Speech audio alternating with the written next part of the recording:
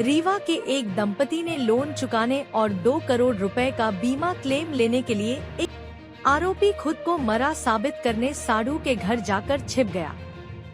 पत्नी ने अज्जले शव की पहचान पति के रूप में की। ससुर ने उसकी बात पर भरोसा करते हुए अंतिम संस्कार कर दिया। 7 दिन बाद उसे पता चला कि बेटा जिंदा है।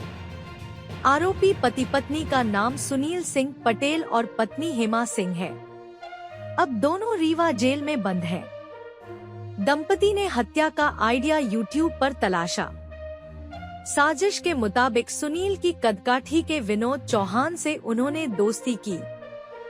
वारदात के लिए रसोई गैस सिलेंडर और बड़ी मात्रा में कपूर खरीदा। सुनील ने वारदात वाली जून के 29 से 30 की रात विनय को इतनी शराब पिलाई कि बेहोश हो गया।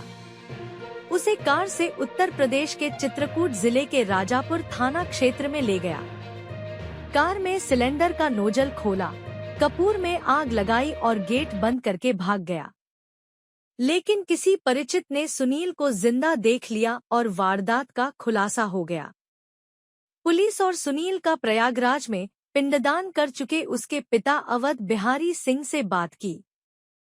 भास्कर टीम रीवा से 2.5 घंटे का सफर कर जवा थाने के कनपुरा गांव पहुंची। चित्रकूट के राजापुर थाना क्षेत्र के कंधवनिया गांव की हेमा सिंह की शादी करीब 10 साल पहले रीवा जिले के जवा कनपुरा गांव निवासी सुनील पटेल से हुई थी। सुनील के पास 15 बीघा खेती की जमीन है। वह MBA पास है। परिवार को उम्मीद थी कि वह जल्द किसी बड़ी कंपनी में नौकरी करेगा। पुलिस के मुताबिक हेमा भी ठीक-ठाक परिवार से ताल्लुक रखती है। दोनों के शौक भी उसी हिसाब से बड़े थे। लेकिन सुनील ने नौकरी नहीं की और शराब समेत दूसरे महंगे शौक बढ़ते। घर की आर्थिक हालत बिगड़ने लगी तो सुनील ने जनवरी 2024 में पत्नी को ब्यूटी पार्लर का कोर्स कराया और बैंक से 45 लाख रुपए का लोन लेकर पार्लर खुलवाया। जब किस्त भरना मुश्किल हुआ तो हेमा ताने देने लगी कि कमाते कुछ नहीं, सब लोन पर ही चला रहे हो। तानों से परेशान होकर सुनील ने हार्वेस्टर लेने के लिए और लोन लिया। अक्टूबर 2024 में 2 करोड़ की बीमा पॉलिसी भी कराई, लेकिन हार्वेस्टर की किस्त भी नहीं भर सका। घर की बढ़ती परेशानियों और पत्नी की तानों से तंग आकर सुनील ने बीमा की रकम पाने के लिए साजिश रची। सुनील ने कबूला की योजना के तहत वह विनय को कार से लेकर निकला। इस दौरान पड़ोस में रहने वाली बुआ ने देख लिया था और हेमा से पूछा कि सुनील किसे लेकर गया है, लेकिन हेमा चुप रही। बाद में पुलिस ने पूछताछ में बुआ का बयान लिया, जिसके बाद रीवा से राजापुर तक के रास्तों और टोल नाकों के CCTV फुटेज खंगाले गए और सच सामने आ गया। पुलिस पड़ताल में सामने आया कि दंपति ने साजिश में अपनी अपनी भूमिका तय कर रखी थी। साजिश के मुताबिक सुनील का काम था किसी अनजान व्यक्ति से दोस्ती करना था, जो कदकाठी में उसी के जैसा हो।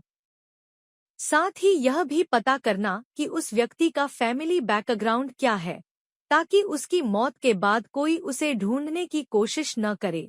हेमा का रोल था पुलिस, परिवार और गांव वालों के सामने इस तरह एक्टिंग करना कि सबको यकीन हो जाए कि जली हुई लाश उसी के पति सुनील की है। लाश मिलने के बाद उसने अपनी मांग से सिंदूर पोंछा, मंगलसूत्र उतारा और गमगीन रहने का नाटक किया, ठीक वैसे ही जैसे कोई विधवा हो। कर से बचने रची साजिश। पूछताछ में कबूला सच SP अरुण सिंह ने बताया कि पूछताछ में सुनील और हेमा ने बताया कि उन्होंने ब्यूटी पार्लर और हार्वेस्टर खरीदने के लिए 45 लाख रुपए का कर्ज लिया था, जिसकी किस्त चुकाना मुश्किल हो गया था।